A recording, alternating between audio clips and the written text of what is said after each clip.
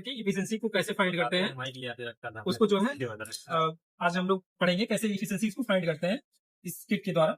ठीक है, सबसे पहले इसमें एक एमसीबी लगी हुई है। यहाँ पे इसका जो है सप्लाई आ रहा है 220 वोल्ट। यहाँ पे जो है सब डिजिटल मीटर लगे हुए हैं।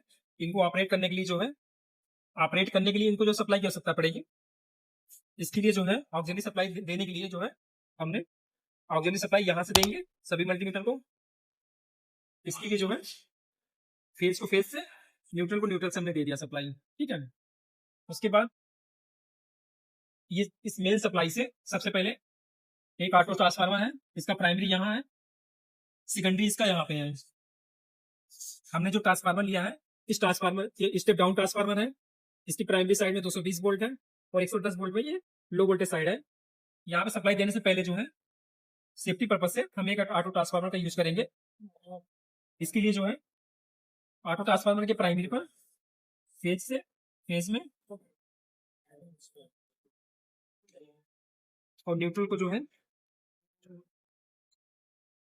न्यूट्रल में सप्लाई दे देंगे। हमने ऑटो ट्रांसफार्मर के प्राइमरी सप्लाई दे दिया है और ये ऑटो ट्रांसफार्मर का सेकेंडरी है। इसके क्रॉस में वोल्टेज मेजर करना है, तो इसके क्रॉस जो है हमने वोल्टमीटर लगाना है फेज को वोल्टमीटर के V1 टर्मिनल से।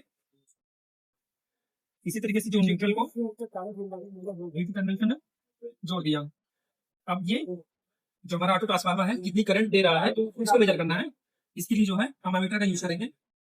V1 से जो है सीरीज में लगाएंगे अमीटर को, V1 को A1 से के बाद जो है ये A2 पॉइंट था, एक A2 पॉइंट हो गया और एक हमारा V2 पॉइंट हो गया। ये यहाँ हमने फेज लिया, यहाँ से न्यूट्रल लिया। ठीक है, हमें जिस ट्रांसफार्मर को लेना हो इसके जैसे सप्लाई A2 को हमने फेज के ये फेज आया था हमने यहाँ दे दिया और न्यूट्रल को न्यूट्रल पे दे दिया।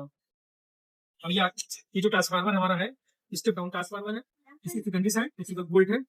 अब इसके क्रॉस में एक वोल्टमीटर लगाना है कि वोल्टेज कितना मेजर कर रहा है। इसके लिए जो है फेज को वोल्टमीटर के V1 से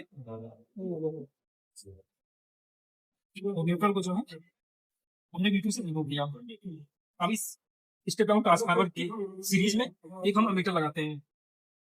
अमीटर के लिए V1 फिर उसी तरीके से जैसे हमने पहले किया था V1 को A1 से हमने दिया। A2 को जो है हमने, क्योंकि हम एक एफिशिएंसी मेजर कर रहे हैं तो इसमें एक लोड लगाएंगे। इसके लिए जो हमने वाटमीटर का यूज किया है जो कि ये भी डिजिटल तरीके का। इसमें यह मतलब जो सीरीज बाइंडिंग है, सीरीज कॉइल है, उसका यम पॉइंट है, वोल्टेज का कॉइल का C एंड D पॉइंट है। A2 को यम से और यम और C टर्मिनल को आपस में शॉर्ट कर देते हैं। बचे यल और V टर्मिनल। यल और V टर्मिनल के क्रॉस में एक लोड लगाना होता है। हमने लोड के रूप में एक 200 वाट का बल्ब यूज किया है। यल को L1 से V को V2 से लगा दिया है, लेकिन अभी भी सर्किट कंप्लीट नहीं हुई है। L2 था मतलब वोल्टमीटर का V2 पॉइंट और L2 पॉइंट आपस में जुड़े होने चाहिए, क्योंकि नहीं जोड़ेंगे तो वापस सर्किट हो जाएगा। L2 से जोड़ दिया, जो परिपथ है पूरा कंप्लीट हो चुका है। अब इसमें हम लोग सप्लाई देके देख सकते हैं। सबसे पहले सप्लाई देने से पहले ऑटो ट्रांसफार्मर को जीरो पे सेलेक्ट किए, उसके बाद एमसीबी को ऑन करते हैं। ऑटो ट्रांसफार्मर की नोब से जो घुमाते हैं।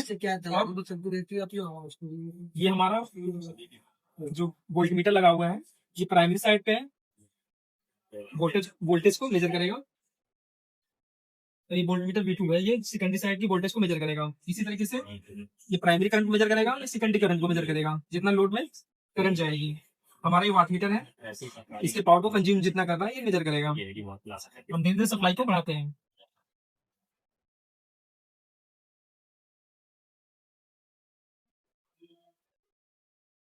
हमने जो है प्राइमरी साइड पे 100 वोल्ट दिया, सेकेंडरी साइड पे जो है 47 वोल्ट मिल रहा है, क्योंकि ये स्टेप डाउन ट्रांसफार्मर है। इसकी प्राइमरी करंट 0.185 है तो सेकेंडरी करंट जो है जो कि लोड करंट है 0.331 है। और जो ये पावर दिखा रहा शो हो रहा है, ये बल्ब जो है कितना जो है कंज्यूम पावर कर रहा है, तो ये वाटमीटर शो कर रहा है। इसी तरीके से जो हम वोल्टेज को 200 वोल्ट तक बढ़ा दें,